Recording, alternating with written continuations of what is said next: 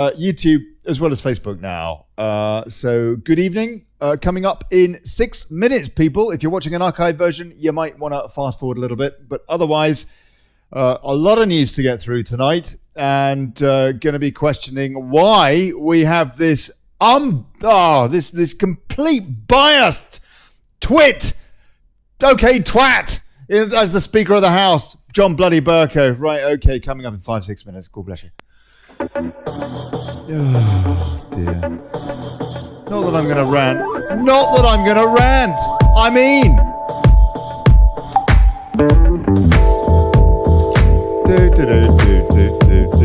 Hold on. Would you like to see some kittens? Who wants to see some kittens? Maybe I'll show you some kittens. Oh, I could show you some kittens. Copyright free Facebook. Do. Hold it. Copyright free.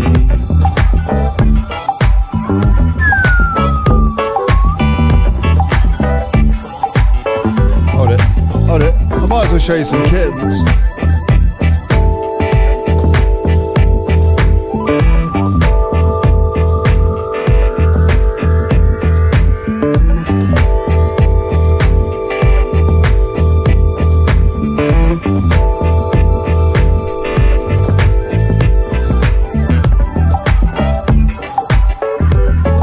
Oh yeah.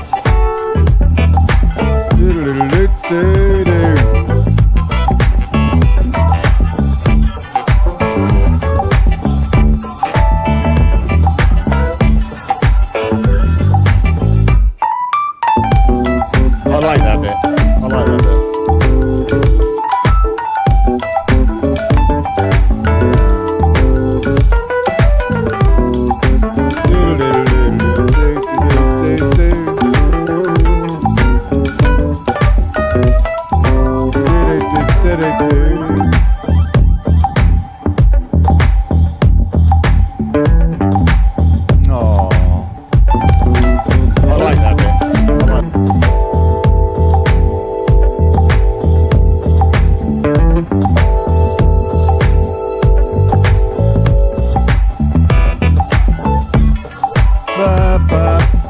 No, I don't want your up next stuff. Come on, just kittens, please, kittens.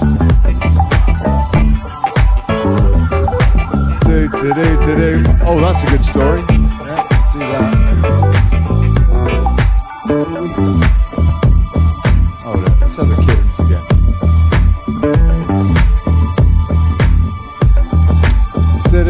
Do. I shouldn't really be sorting out my news tabs, but I should be sorting out my news tabs, really. I've only got 3 minutes left. I've already sorted them out pretty much. And you know what? I'll tell you what. Kittens are so much more interesting than Brexit anyway. I mean, let's face it. I should just do the daily kitty cam, and I'll probably make a fortune. Here we go. Hold on a sec. Hold on. Restart that. There you go. This was their siesta time today. Little things. Oh, there you go. Oh, little darling. Little feral cats in the garden. Plant jihadis, that's what they are. Plant jihadis. And that's border patrol there. I'll tell you, they're more useful than the border police in the UK.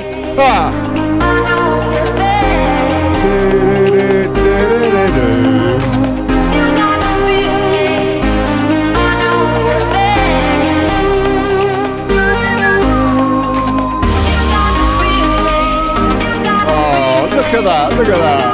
Oh. I'll tell you what, little whatnot there. She was asleep while she was sat on her mum's tit. I'm not joking. God bless her. Mum hissed at me. Well, not then. Not that time she didn't. She did earlier. She when I went, oh, Mum doesn't like me at all. She absolutely despises me, does Mum Cat. Probably a remoron.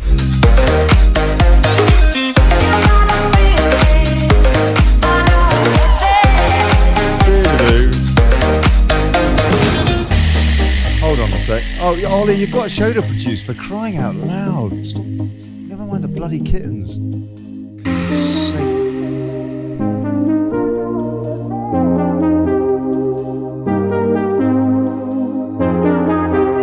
Now, I mean, that's very naughty. And I didn't grab it.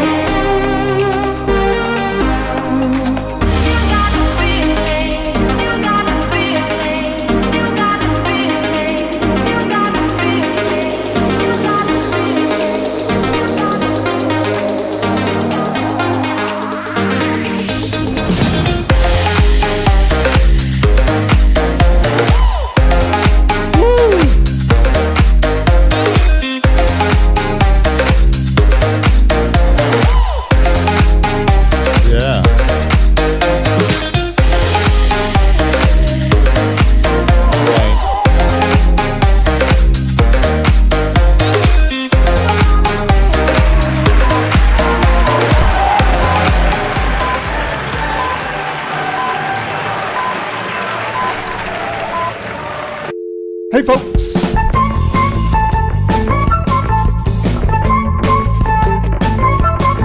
Good evening, good people. Welcome to the Daily Brexit.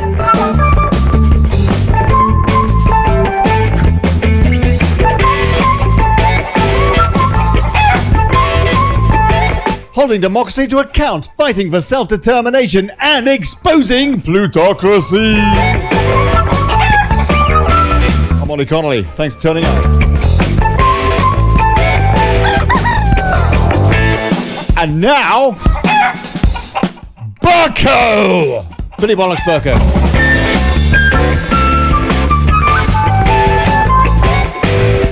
John Bercow is arguably the single largest threat to our sovereignty. The Speaker despises democracy and must be removed. That is the position of this show.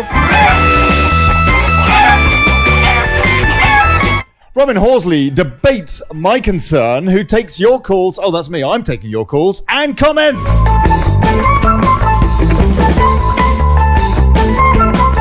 On the number above, whatever it is. And we'll see you in the comments. Please support grassroots journalism. PayPal.me/Brexit. Thank you. And support my kittens.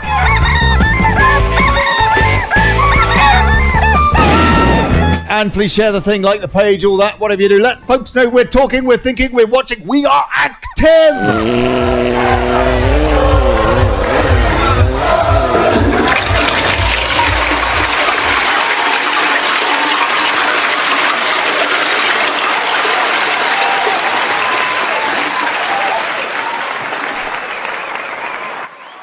Okay, right. Wow. Hello, everybody. Good evening. Robin's not here yet, but I guess he'll call in when he's good and ready. And hey, no worries. We've got lots of news going on. So let's have a quick look at some of the day's events. And actually, you know what? I'm going to save that one. A letter that was sent to me by Gillian Rutter. Thank you very much indeed, Gillian, until Robin is here, because I want to get his take particularly on that. But let's start first of all with what's going on stateside. And if you think that stateside is irrelevant to Brexit, then you're not paying attention, because you imagine, had we had Hillary Clinton in the Oval Office for the last few years or what have you, I'll tell you what, we would be nowhere near where we are in terms of Brexit. Nowhere near. And so it's very, very important to us that we have it's very important to us that we have the Trumpster in the White House. And the great news today is that Mueller is retiring, closing his office, and says that charging Trump is not an option. despite what the libtards are saying in Saudi-owned The Independent, or the not-so-independent newspaper. Let's have a look, just for irony's sake, at what Russia Today is saying about this story. Case closed. Trump tweets nothing's changed as resigned Mueller says charging him wasn't an option. President Donald Trump has said that nothing changes following Special Counsel Robert Mueller's public statement on the Russiagate investigation. The president declared that the case is closed. Nothing changes from the Mueller report, Trump tweeted on Wednesday. There was insufficient evidence and therefore in our country, a person is innocent.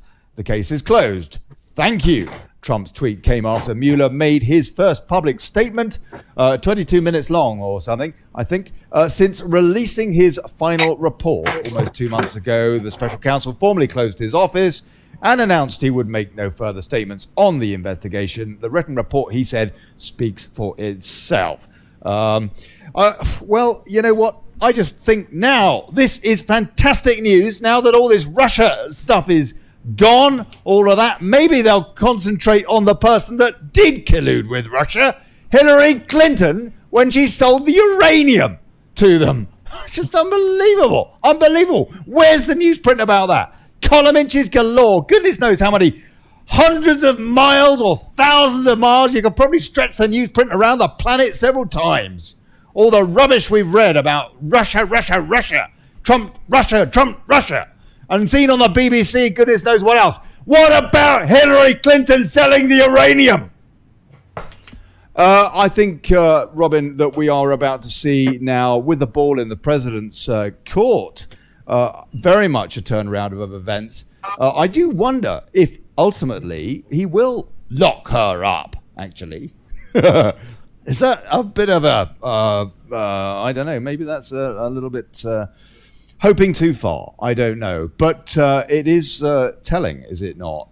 Have we not just been fed an absolute pack of scurrilous allegation presented as fact by the entirety of this fake stream media? The BBC, Sky News, all of the broadcast lot, all of the shag rags, all of them. And actually, it turns out it ain't worth a hill of beans. No, Robin? Am I unfair? Yeah, probably. It's usually more nuanced than that. Yeah, it probably is a little bit more nuanced than that. But do you not think? Do you not think? I mean, looking at his track record, he certainly plays to win, and he's not above cutting a few corners to do that sometimes. So I'm sure there are skeletons in his cupboard. Why do you seriously think that the Democrats who wanted him desperately, the entire deep state establishment cabal who put Mueller in charge of this, and even Trump's DOJ was against him, do you not seriously think that if there was something on Trump, they would have dug it up? Well, I'm not sure it's all been published yet, is it? He's chucked in the towel today, as Mueller. He's chucked in the towel. In fact, look at The Guardian and what they're saying now. Impeachment talk is rising among Democrats. Nancy Pelosi is right to shut it down. Opening an impeachment inquiry would start a process many Americans would see as an attempt to circumvent the 2020 election. Sounds a bit like a second referendum over in the UK, doesn't it? Come to that. The Guardian is saying in their set-piece editorial today, upon taking control of Congress in 2006, the House Democratic leader Nancy Pelosi declared that impeachment of then-President George W. Bush was off the table in 2006. Her remarks dismayed many critics of Bush, who continued to press Pelosi and other Democratic leaders to pursue the bottom line is that they ain't got nothing on him. And Trump has got one Senate majority, one GOP senator majority in, and so she can't actually get it through almost certainly anyway. But the bottom line is that what for? What for? It's just been I don't know. It just seems to me it's been a witch hunt. Do your own research, people. But it seems to me it's been a witch hunt. Robin clearly doesn't entirely agree with me on that. No, it's not, I don't agree with you. It's just I don't know enough about it, to be perfectly honest. And I suspect that, having read quite a lot about Trump, and before he was running for the presidency, actually, I think the way that he operates is not beyond reproach. With women, maybe. Hang on, let me finish. Okay. So I suspect there are things that he's done in the past that people would pass judgment on. But I think there was a poll, I gather. I was just watching Channel 4 News earlier on this subject, and I gather there was a poll in the US this week, which said that 2/3 of the US public just don't see any mileage in it. Just want to move on. They're kind of sick of this story. There's not a sufficient amount of substance to it, from the Mueller point of view, from the Democrats' point of view, for it to be pursued. And I think that's probably the bottom line for the Democrats. If they do pursue it, unless they've got an absolute kind of gotcha moment that they can deliver, if they do pursue it, then it'll hurt them in the polls anyway. So, I think so. That's ultimately the thing that will hold weight here. But I don't think you can look at it and say, oh, he's blameless, he's done nothing wrong. I'm not saying that. I'm not saying that. I'm not saying that. And I personally wouldn't want to be one of his female interns either, particularly. Exactly. In France, that used to be a qualification for president of France. Sorry, go on. Personally, I'm very, very wary of ever doing what I think a lot of people on the Brexit side do, is because this kind of association has been made between Trump in the US and Brexit in the UK, that somehow we should be Trump supporters. Well, I'm not. I don't vote in the US, so I haven't really got a dog in the fight. I don't particularly like Trump. As a human being, the way that he communicates with people is pretty offensive. I think his attitudes towards women generally are pretty horrible. Frankly, I wouldn't have a drink with him. There's nothing about the bloke I particularly like, really. If he's, I'll tell you what I like about him.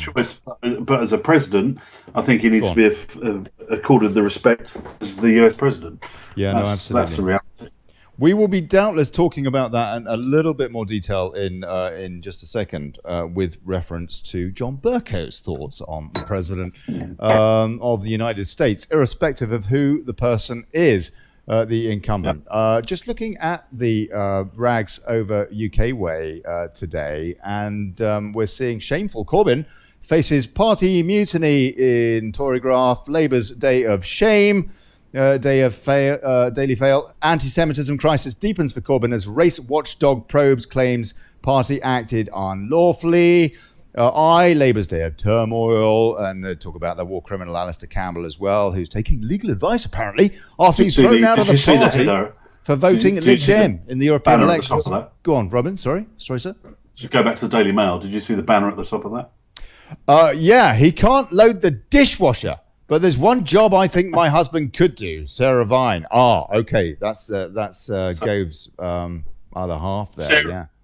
Sarah Vine is Mrs. Sarah Gove. She's Michael Gove's wife, and she has run a campaign in the Daily Mail for the last 3 or 4 years. I guess she's been a Mail columnist before she was with the Times.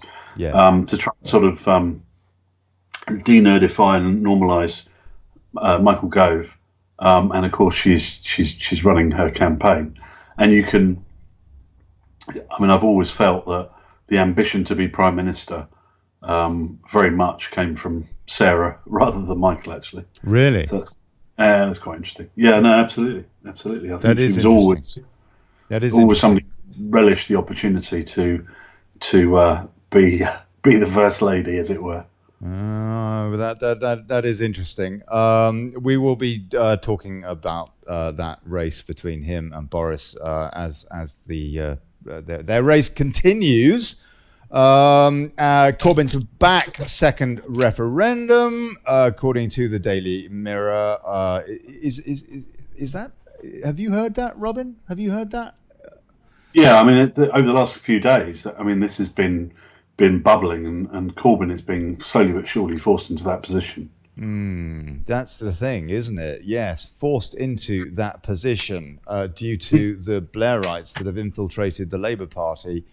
The Guardian, Bercow risks fury of Eurosceptics with pledge to stay on as Speaker. Of course he will. He will stay on until the EU and has the UK in its clutches forever and a day. That is his mission. I think we will be discussing this later on in this show, just after we get this news section out of the way. The Times hunts Gaff, boosts Gove, bid for Tory leadership. I don't know. We'll come on to a bit more of that in a second. And okay. So basically, there's a lot of this anti-Semitism stuff being flown around still, particularly Daily Mail there. And Labour's Day of Turmoil there, also talking about Ali Campbell. It just seems to me, Robin, that this is such a smokescreen because it's not about anti-Semitism in the Labour Party. It's not about Islamophobia in the Conservative Party. It's about trying to kick the boot into the one bloke in the Labour Party who is a Eurosceptic, Corbyn. It's about kicking the boot into the one bloke in the Tory party. Well, not the one bloke, but the leading contender for leader now, who again is a threat to Remain, Boris Johnson. I don't know. Am I just completely on the wrong frequency here? Would you say? I don't know from personal experience. I think my initial reaction, as far as the Labour Party was concerned. Very good friend of mine is Jewish, very political guy, and he said, look, what's all this about? Is this true? Is this what's going on? And he said, no, it's completely political. But I'm sure there is some element of truth in it. The story's run too long now. But to what degree it exists, it's like the Russians again. I don't know, to be honest. I don't know. I mean, I think the idea that the Labour Party is sort of institutionally anti-Semitic, I think is a bit of a stretch for me personally. Yes, I agree. I think probably a lot of it's political. But yeah, I mean, the stories that run, the stories that get legs, are the ones that fit with the political objectives of.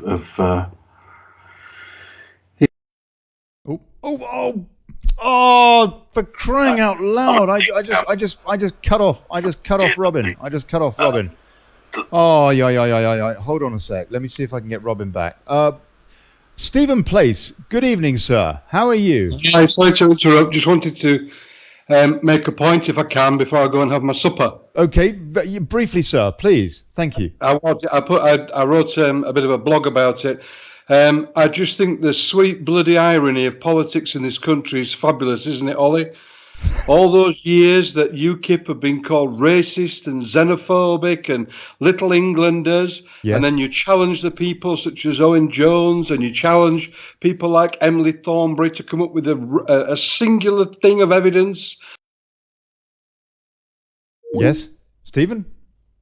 Oh, blimey. I don't know what happened there. Stephen Place. The top party are now being absolutely investigated for their absolute racism, and then you've got the Tory party being recommended that they're investigated for their own Islamophobia, which is a word that's made up anyway, but they're just basically out and out racist. And so I just wanted to wallow in the wonderfulness of the irony of politics in this country, and how bad things have got.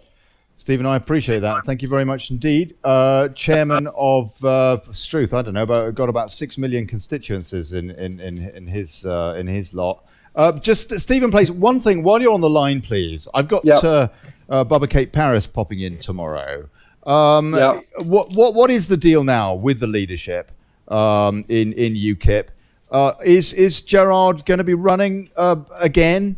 or is he going to now that he's lost his MEP ship? Is he going to he did say that if he lost, he said if he lost his seat, his position would be untenable. Having said that, he hasn't definitely said that he's standing down, to my knowledge. So there will be a leadership competition, a contest, and we'll wait to see what's going to happen with that very shortly. And we'll take it from there. But can I just say that we've just had probably quite a disastrous month really in May, haven't we, for UKIP? We lost 38% of our councillors. We did lost our 3 remaining MEP seats. However, we've had 245 new members. We've had 3 new branches spring up in Yorkshire that we've managed to get back on track. And so as far as I'm concerned, UKIP are doing great. We've had a young lad, Danny, in Sheffield today marching, and they've managed to stave off the cancellation of free school dinners by the council in Barnsley today, and that was great. Kippers were on the front line there and making that happen. So we're doing great works in the community, and we keep working hard, serving people and helping them out with their problems. And I think UKIP are far from done. Stephen Place, thank you very much indeed, sir. Chairman Thank you. All the best. Great show as usual. Thank you. God bless you, mate. God bless you. Chairman of Bradford Branch and the Yorkshire Regional Chair for UKIP. So I couldn't exactly not take his call, could I? And so I'm very much apologise for that, Robin, because I cut you off when I pressed the wrong damn button and didn't add into the call and cut you off instead. Don't worry, I realise what happened. Yeah, that's no problem. He was basically saying that there is a great irony, and he was very, very excited about it, actually. the fact that both the Labour Party and the Tory Party are being investigated, respectively, for anti-Semitism and Islamophobia after all of... now he's gone. Well, I don't know what happened to Robin. I think he pressed the wrong button then. Okay, right. Telephony is clearly going to be a problem tonight. Let's have a look and see what else is going on. Boris Johnson to face court over Brexit campaign claim, shrieks the Europhile FT. Meanwhile, the Telegraph is now. Let me see if I can get old Robin back here, because it says he's starting a call, but I can't see him starting a call. So let me see if I can pull him back a different way, because he's quite good value, is our Mr. H. And I like to hear what he's got to say. Oh, there he is. Okay, all right. Robin? I'm there. Okay, mate. All right, we'll try again. Right, so I've got onto the Boris story, yeah. Telegraph, Brexit latest. Boris Johnson faces court over comments made during 2016 EU referendum. I think, actually, you know what? On this particular subject, I could pretty much write a book about the lies that were told on both sides, by the way. The things that we were not told about the true nature of the EU and the way we were taken into it, with, for example, not any disclosure of the FCO 301048 document, for example, by Ted Heath. Brexit, latest news, Boris Johnson faces court over comments made during Brexit referendum. Telegraph. And Boris Johnson will be summoned to court to face accusations of misconduct in public over claims he was lying when he said the UK gave the EU £350 million a week. I just want to cut through this story fairly quickly tonight. We've got Dominic Raab, who is, of course, up against Boris as another leadership bidder, is backing Boris, and this is what he has to say. As a matter of principle, though, is that I do worry a little bit about the timing of this as a private prosecution, and the sense that the cut and thrust of democratic debate ought to be decided by your viewers rather than in court. And I think in order to preserve free speech and democratic debate, that's something we should all look very carefully and consider. Would you be willing to go to court over that claim? Do you still stand by that claim that we send £350 million a week? Look, I answered all these questions at the time. I think that I made the case on the basis of the net contribution, but the gross contribution was £350 million a week, and I think this is the stuff of democratic debate. Let's just hear the key point again. And the sense that the cut and thrust of democratic debate ought to be decided by your viewers rather than in court. And I think in order to preserve free speech and democratic debate, that's something we should all look very carefully and consider. Would you? Okay, all right. So basically, he's backing Boris. Yeah. Dominic Raab has come out for Boris in his new absurd court case, according to Guido Fawkes, brought by a man who wants to overturn the referendum result. That is the point. Speaking to ITV News, Dominic Raab, because that audio is absolutely terrible there. So let me read this. I do worry a little bit about the timing of this as a private prosecution and the sense that the cut and thrust democratic debate ought to be decided by your viewers rather than in court. Politicised by Tony Blair, by the way. Okay, all right. We won't come on to Tilbrook quite well. There will be a reference to him in a bit. And I think in order to preserve free speech and democratic debate, that's something we should all look very carefully and consider. Damn right, well said. And an update from Guido. Apparently Matt Hancock and Michael Gove, who's also used the £350 million figure on a number of occasions, according to Guido here, have both criticised the court case. No word yet from the others. And I just very, very briefly, before I ask for Robin's comment on this, and the person that just called in, Euro Guido, meanwhile, has a piece on this guy who is basically making this private prosecution against Boris. And it says here, a campaigner to stop lying in politics is lying about his political campaign. The smarmy man behind the case to prosecute Boris Johnson has been saying his case is not about stopping Brexit. Oh, that sounds awfully Gina Miller, doesn't it?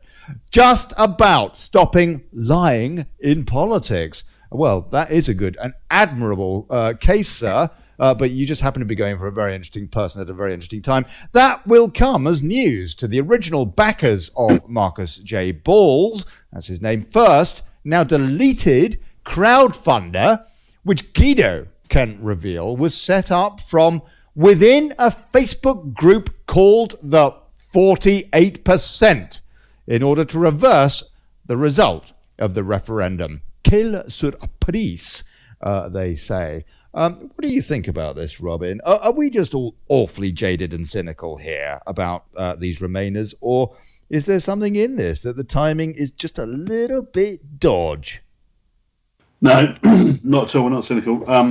We're just realistic. This guy Marcus is I've seen this whole thing taking shape.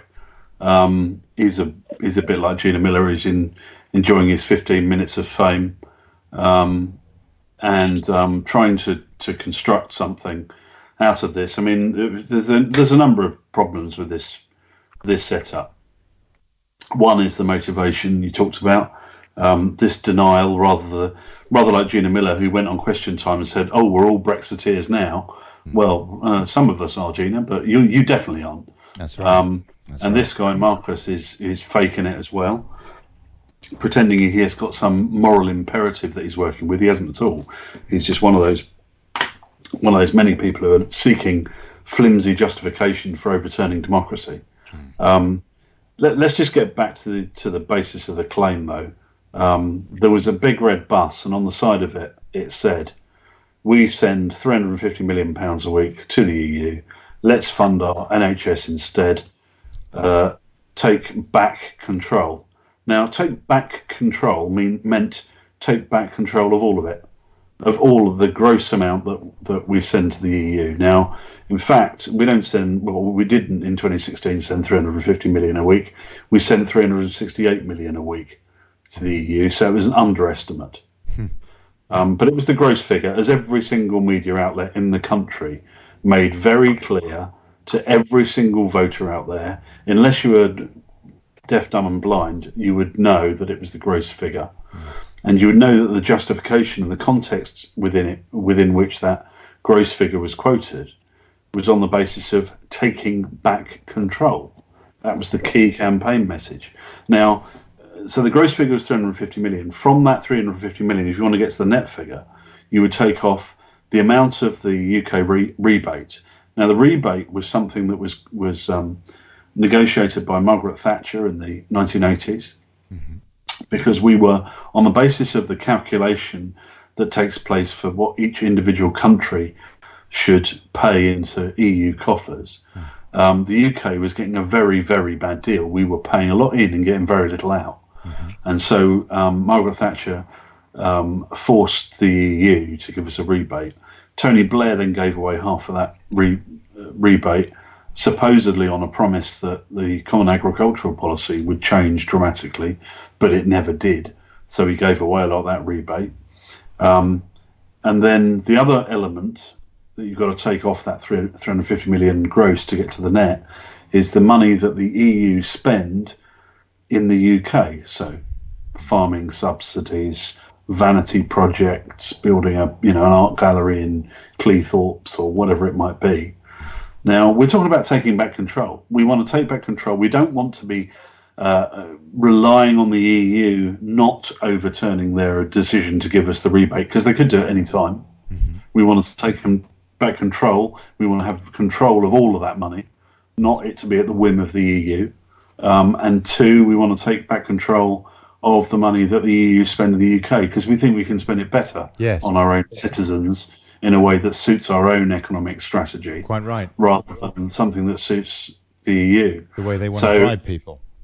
Yeah, it's the sort of thing I would love to be able to go and argue that case in a courtroom and say that it's perfectly legitimate to be able to talk about 350 million, because I completely support that number. It's kind of interesting, actually, that tell me if I'm going on too much. No, this is fascinating, and I want to hear this. Thank you. Dominic Cummings. So Dominic Cummings was basically ran the Vote Leave campaign that came up with the 350 million figure.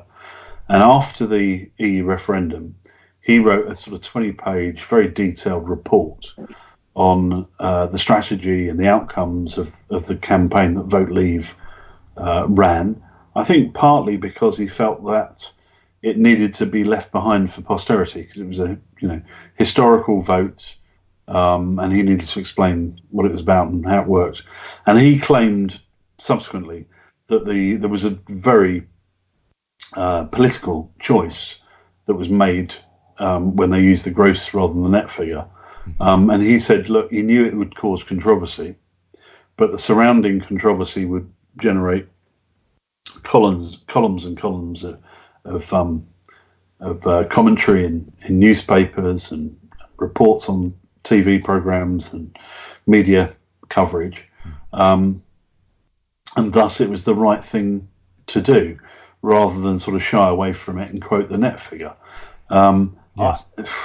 I don't think he did wrong. I mean, I'm not entirely sure about his subsequent claim that, it was all part of his brilliant work.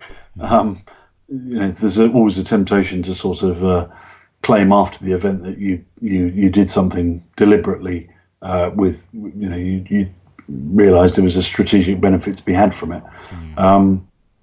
But the simple fact is that the gross figure was legitimately used, and there could have been nobody in any doubt that was in the country at the time that it was the gross rather than the net figure, because every single media outlet went on and on and on about it.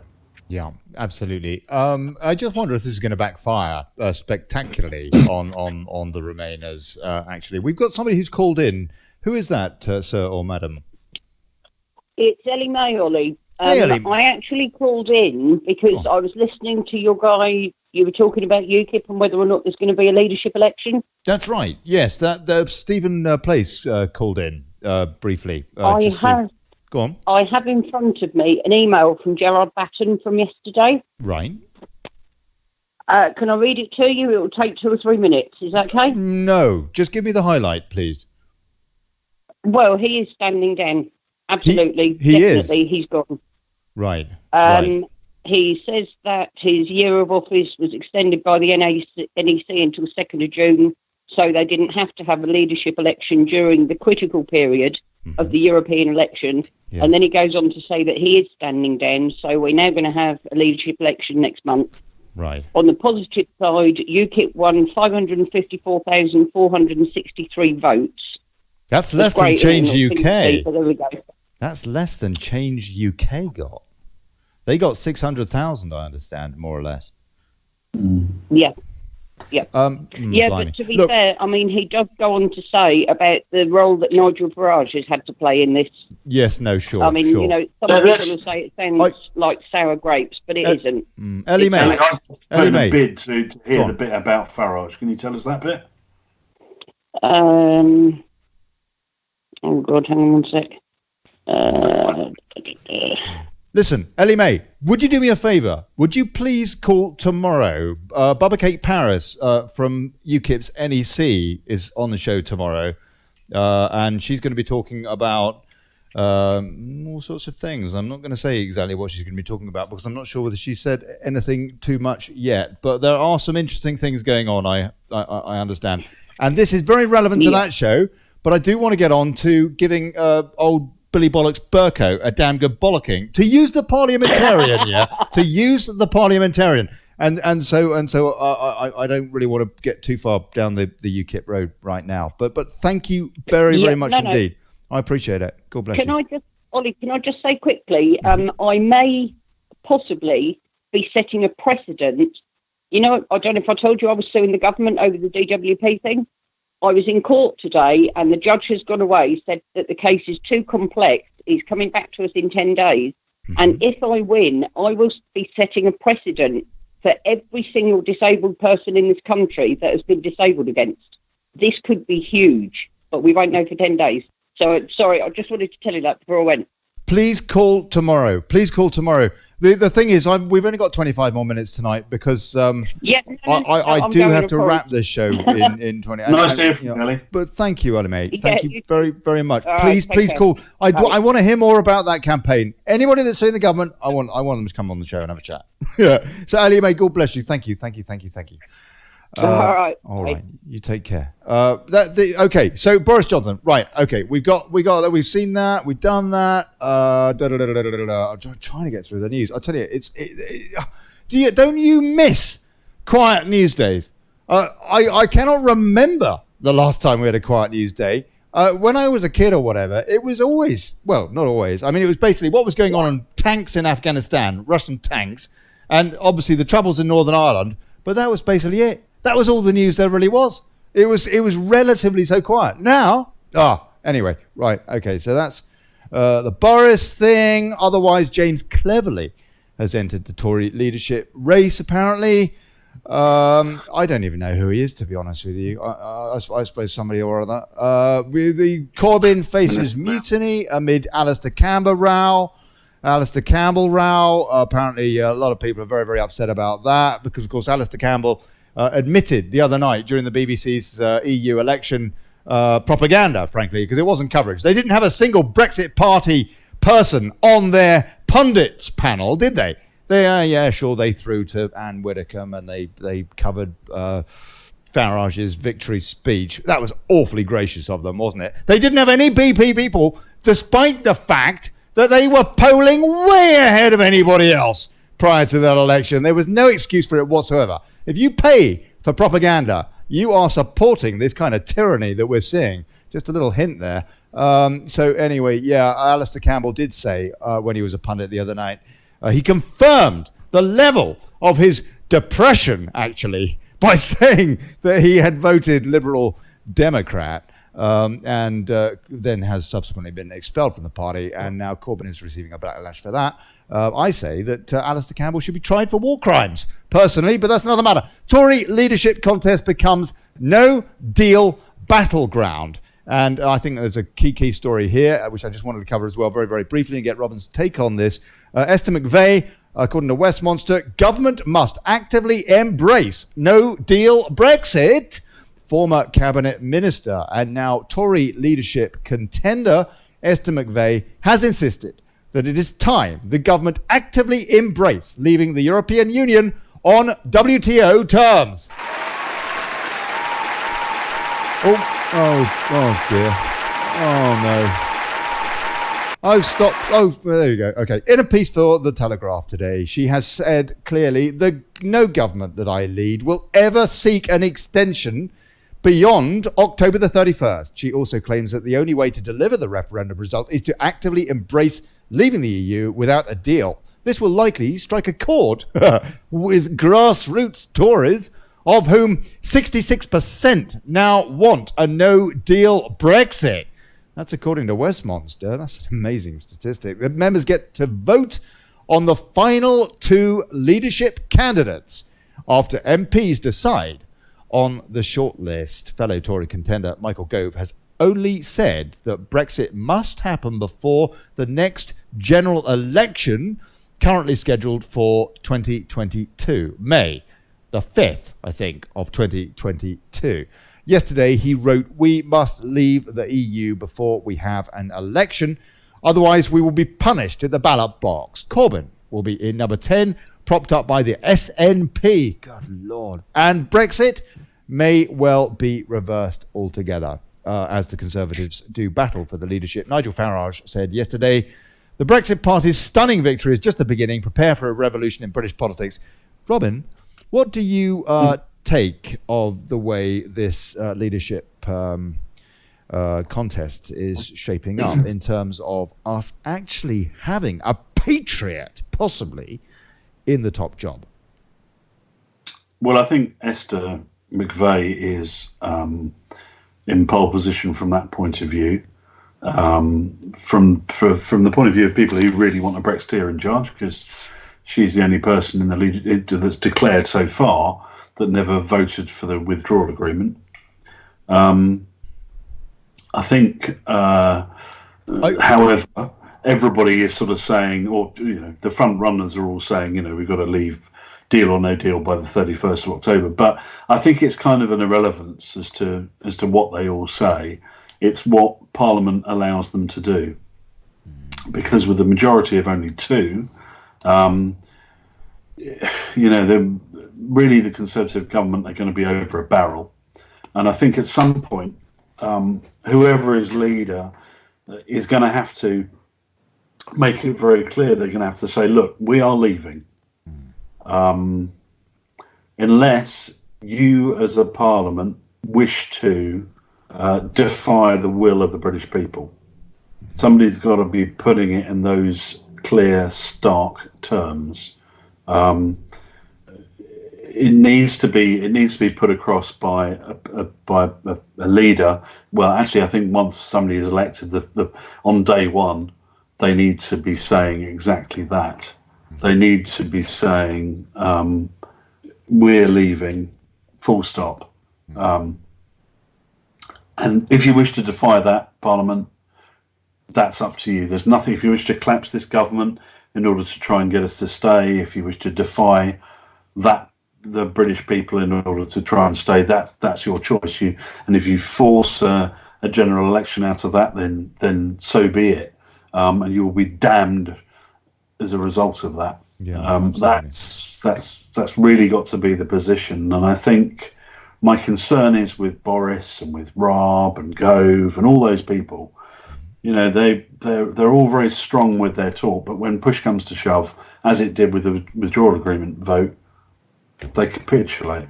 Somebody in the comments said they voted for the withdrawal thing. Yeah, but just to be clear, they voted on the third run of the withdrawal bill. They voted for that, didn't they? That's what you're referring to, Robin, no? Yeah, no, absolutely. No, Sue Dacey said in the comments, I said, you recently said she did vote for it. No, I said I wanted to check that, and I did check it, and she hadn't voted for it. Yeah.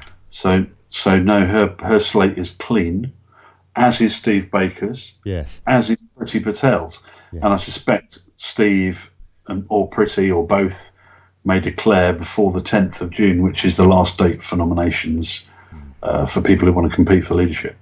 Yes. Okay. So Priti, Steve Baker, and Esther. Okay. Yeah. All right. That's great. They are our 3 to back. The rest can all bugger off. Okay. We've got Colin Duff calling in. I just want to quickly get through one last story before we start talking about old Bercow. Very briefly now, unfortunately, but it's pretty clear what we're going to say. Now, just want to read a bit of a letter which has been sent to me by Gillian Rutter. Thank you very much, Gillian, if you're watching, which basically was from the European Commission, sent to the Secretary of State for exiting the European Union, Stephen Barclay, on the 11th of April this year. And it says, "Dear Steve," various stuff. Then it says this: on 11th of April 2019, the European Council, in agreement with the United Kingdom, decided to further extend that period, extension of Article 50, until the 31st of October 2019, Halloween. The ghoul has apparently already resigned, or one of them. As indicated in its Article 2, second paragraph, the decision will cease to apply on the 31st of May 2019 in the event that the United Kingdom has not held elections to the European Parliament in accordance with applicable union law, and has not ratified the withdrawal agreement by the 22nd of May 2019. Let me read that again. Yeah. On the 11th of April 2019, the European Council, in agreement with the United Kingdom, decided to further extend that period until Halloween. As indicated in its Article 2, second paragraph, the decision will cease to apply on the 31st of May 2019 in the event that the United Kingdom has essentially, one, not held elections to the European Parliament in accordance with applicable union law. Well, that did happen. And two, has not ratified the withdrawal agreement by the 22nd of May 2019. The withdrawal agreement was not ratified. Was it? I just wonder if I've sent this letter to Robin Tilbrook, not Mr. H here, our other Robin, Mr. Tilbrook, to ask his opinion, because it just seems to me, as Gillian pointed out to me, according to that letter, we've left. I mean, aside from the fact, there's a whole, thing where there was no act of parliament with this wretched bloody Theresa May specimen having extended Article 50 and whether or not that's actually legal anyway. Aside from that, Robin, am I missing something here? What am I missing? What am I missing? This is potentially explosive. Olly, do you know what? You're not missing something. And this has been sitting in the back of my head for the last few weeks. I knew there was something funny going on here. Where's the original source of this letter? It's on the European Commission's website somewhere, isn't it? Presumably it would be, yeah. I mean, I mean, maybe it's photoshopped. I don't know. Maybe it is, but it looks to me like the real deal. It looks like the real McCoy in terms of can't actually see the relevant clause on the screen, mate. So can you put it on the screen? Oh, sorry. Yes, and it's a bit. It trails off the bottom of there. The image is a bit blurred. Yeah. Let me improve this a bit. And has not held. And has not. I can improve this so that you can see it, sir. Well, it says. It says and has not. It would need it to say or has not. Eggs. Ah. Yeah. Yes, exactly. That's right. Okay. Exactly. That is the point. It says. No, it's not. No, listen. Hold on. It says. Go on. It would need to say or rather than and. Yeah. The decision will cease to apply on the 31st of May 2019 in the event the United Kingdom has not held elections to the European Union, the European Parliament in accordance with the applicable union law, and has not ratified the withdrawal agreement by 22nd of May 2019. So it's the and, not the or. If it was said or, then yeah, we'd be leaving in 2 days' time. No, but this means that and says that point 1 and point 2 must both apply. Otherwise, there's no extension. Well, it means that both must apply. Otherwise, there's no extension. So we have held elections to European Parliament. Yeah. So it's not that we've ratified the withdrawal agreement and not held elections, therefore. So the logic was that if we ratified the withdrawal agreement, the elections would not have gone ahead. That's just confirming that point. Oh. It's only a logic problem here, mate. It's nothing beyond that. Oh. So there's nothing in that. There's nothing in we that. have both not had European elections and we haven't ratified the withdrawal agreement. So there's nothing. We have had European elections, so we've obviated it. Yeah, we have. So, sorry, mate. Oh, bugger. Right, okay. So, Colin Duff, good evening, sir. That's what I want to know. Sorry, mate, what's that? Who's the man in the conservatory? It's Colin. Hello, Colin. Good evening, sir. Good evening, Colin. What would you like to say? I phoned in a little bit late. I was going to try drilling down a bit deeper into the Boris Johnson court case thing and the extended ramifications of that. Yeah. If it's a naive, to say the least, attempt to do something about overturning Brexit, but let's just assume for 1 second that it actually became successful. I would imagine you'd have at least 200 or 300 of those lovely people in Westminster making early visits to the toilet, because you could. We've got, there's evidence to say that all the people that said they would stick to this goes Mandelson. It's everybody. All the lords that said you make this decision, we won't go back. They all lied in public office. Can you see the link? Or am I just being naive? Robin? I'm sorry, I'm not following you, mate. What do you mean? What's your point? The point is that this guy's taking Boris Johnson to court over lying in public office. That's the ostensibly what the case is. Yeah. So can we not then point the finger at other people in public office? Oh, you could, yeah. Been on film and lied about upholding the result of the referendum. Yeah. Oh, you could do. Yeah. So that's what I'm saying. Yeah. How many? Where would you stop? You could do with any number of people, but the point is, this is a private prosecution, so it's directed entirely at Boris, and therefore it's utterly misleading. It doesn't. Well, this is now extend the point again. This guy is supposed to be. He's about being honest in public office. Yeah. So if he's done a bit of crowdfunding to prove that dishonesty in public office is not going to be tolerated, perhaps I could apply to that and say, look, can we actually have a class action against this whole swathe of people that promised to uphold it? This is what I'm saying. You know, we're laughing, but I don't think it's funny. I think there's a serious undertone to this.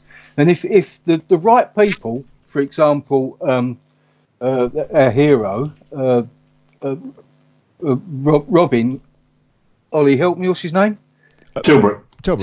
Robin Tilbrook could get hold of it. Maybe he can twist it round to suit our cause. I think it's just a nonsense, mate. Anyway, I think you make a good point, though. I think you make a good point by with your question highlighting the point that it's a private prosecution. There is no sort of justice to it in terms of there's no kind of relativity to it in terms of saying, okay, well, has Boris done something that other people haven't? Well, clearly, the Prime Minister has lied to all of us. She's done something which I think is, Well, it's Heidi Allen's on being recorded saying she would. Let's get on to Bercow. Right. Oh yeah. Bottom line. Even him. He's lied in public office, hasn't he? You kick it off, Colin. You kick it off. Why should Bercow be kicked out on his arse, basically? Please. Right, well, there is a recording out there. I don't know if you may well have seen it. I've mentioned it before on the show. Go on. Where he's sitting down on the balcony on the Thames side of the Palace of Westminster. Yes. Sipping a coffee. Yeah. And absolutely berating the European Union. Now, as I've said before, when they take the Privy Seal, when they take become members of the Privy Council, something changes them. And I think that the concentration of all patriots and people who believe in leaving the EU should be around that pivotal point in their career. It's Blair, it was Major, Thatcher, but as soon as they get into the Privy Council, something happens, something's said to them, or there's some sort of secret shenanigans going on that changes their mind. And that is a curious idea. I don't know whether that's coincidental or not. But we don't actually. Getting back to taking it onto the Bercow thing. And linking it to this idiot's case about lying in public office. It's because most of the popular. I've been up on politics since the days of Heath and Wilson, but most of the population now are slowly waking up to what's really going on, and we've got to start pinning, or what's the phrase they use, putting their feet to the fire over everything. And it should start with Bercow. Bercow, that is one of the true great officers of state in this country, Speaker of the House of Commons. It's one of the oldest institutions there is, and they are supposed to be flat, absolute, unbiased. The Deputy Speaker... That's right. That's the bottom line, isn't it? That is the bottom line, Robin, is it not? The Speaker is supposed to be an independent chair whose one job is to ensure a balanced debate between both sides of the House. Robin, has he done that? No, he hasn't. And we've had this problem for some time with the role of the Speaker. If you remember, the previous Speaker was got rid of largely by the efforts of Douglas Carswell. We've had this problem for a time. I think, there's this kind of process of thought, I think, that people have gone through. People sort of thought, okay, well, is the problem the Prime Minister? Well, yeah, it's the Prime Minister. But, is the problem actually the Conservative Party? Because the Conservative Party failed to get rid of the Prime Minister. Yeah, well, it's the Conservative Party is a problem as well. And then thirdly, and I think people are coming to this conclusion slowly because of the evidence that's piling up, not just with Bercow, but also because of the way that the Labour Party are behaving over the last few days. The Labour Party's refusal to accept reality. They're not. The Labour Party aren't sort of stopping and going, hang on, that we've lost massive amount of support, and the reason we've lost a massive amount of support is because we're refusing to be democratic. Not at all. They're going completely the other way. They're saying, oh no, we need another referendum. No, that's completely the opposite of what the public have said.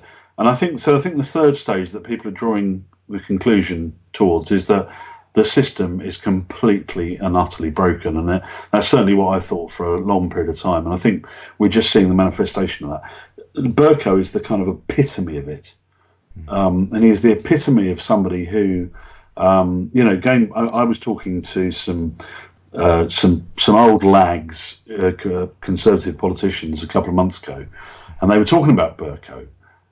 This is a private kind of discussion. And these guys were MPs from the 1990s. So you'll remember this very well. I'm sorry, I've forgotten your name. Colin. Colin, I do apologise, Colin. You'll probably remember this very well if you've been following politics since Wilson. But in the days of Maastricht, which was early 90s, 91, 92, when the Maastricht Treaty was being debated in Parliament and was being forced through Parliament. They were saying at the time, Bercow was a solid man. He was one of the Maastricht rebels. He was one of those guys who was with them. And they were sort of shaking their heads and saying, God, how wrong we could have been, how wrong we were in terms of the judgment we made about the guy. He was Incredible. Just out for himself. He didn't really have any conviction. And that's really the problem with politics. The system of politics means that it attracts people who by their very nature are not conviction people. I mean, I know a lot of people who are kind of on the potential candidates list at the moment in the Conservative Party. And I've got to say, there's not a single one of them I would trust. I absolutely agree with that. I know probably we've only Olly got wants to get in. Colin, we've only got a couple of minutes. I want to read some comments to get some views from other people as well, and I just want to read this story because this is really the reason I wanted to discuss this and for people to be considering this is off the back of this story yesterday. And so, for example, this is the take from the not so independent.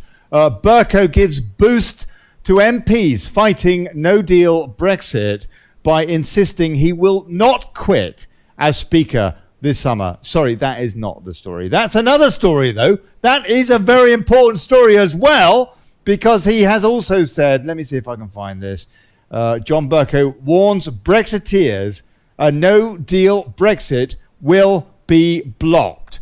So I'm just reading, this is according to Business Insider. I know you can't see this on your screen. It doesn't matter. John Bercow warns Brexiteers a no-deal Brexit will be blocked after dropping plans to quit as Speaker. So that's basically the deal. And I mean, this guy just, he makes it up as he goes along. But I mean, the main thing, I suppose, the main two things, apart from what you say about he's changed his colours, both of you, gentlemen, it seems to me that on the one hand, there's this Erskine May thing, where he's been reintroducing this, what the EU call not a withdrawal agreement, but a treaty. A treaty is how they were describing Theresa May's deal for servitude, for vassalage, for villanage.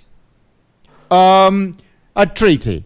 He brought that back 3 times, with it not being altered barely at all. Barely at all, Robin. No, I mean that's quite incredible in itself. The other thing. I want you to answer this in jointly. But the second point is his attitude to our potentially most important trading partner on the entire planet, their president. I don't care who he is.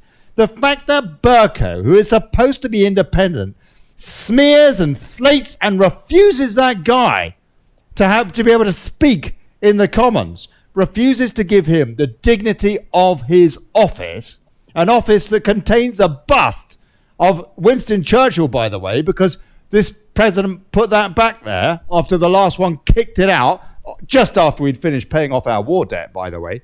I just find it incredible. This guy is so anti-British, is so anti special relationship. I don't know. Am I wrong? How can this guy remain in the Parliament with any credibility whatsoever? Make your point. I've got a point. Right. We're all missing a trick here. With the new leader, new prime minister, comes a new cabinet.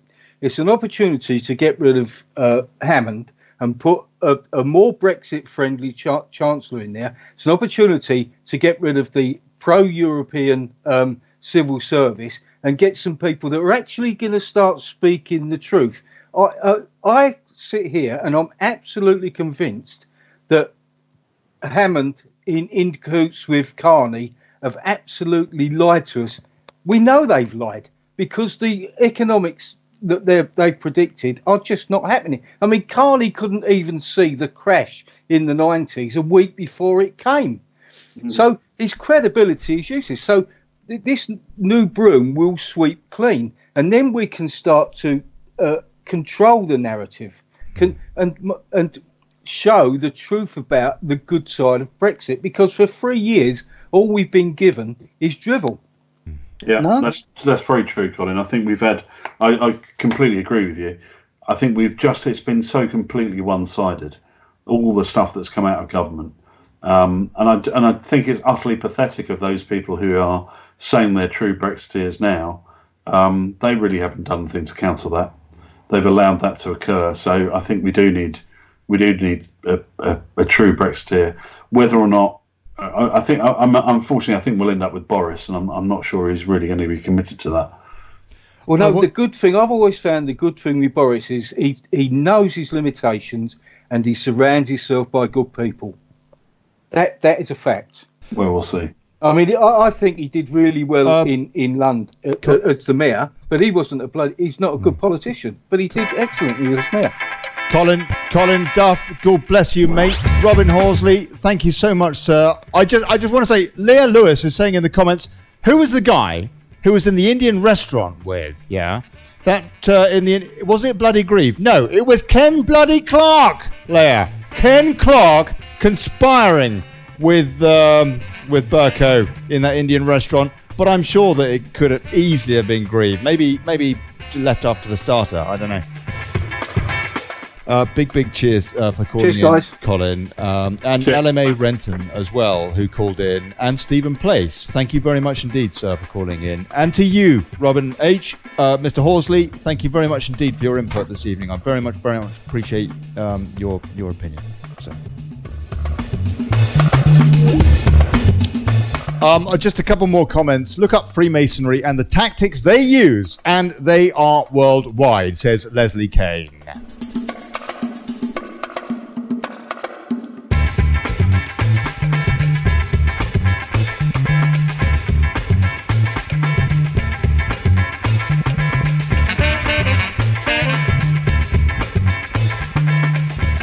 I tell you, there's so many great comments here. I apologise. This had to be an hour tonight, this show. I know it's short.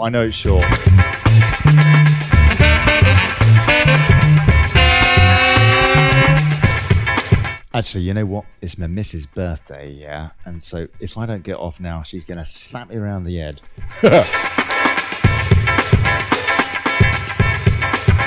Okay, that's been Daily Brexit. I'm Olly Connelly. I'll see you tomorrow with Baba Kate Paris, God bless her, coming in from UKIP's NEC to tell us about the state of that party now and where it's going to go.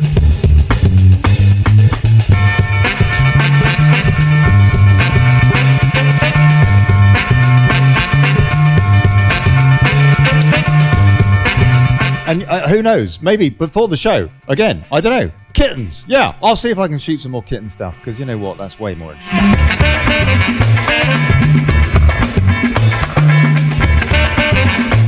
Please support the show, folks, if you can, please. PayPal.me/Brexit. Thank you.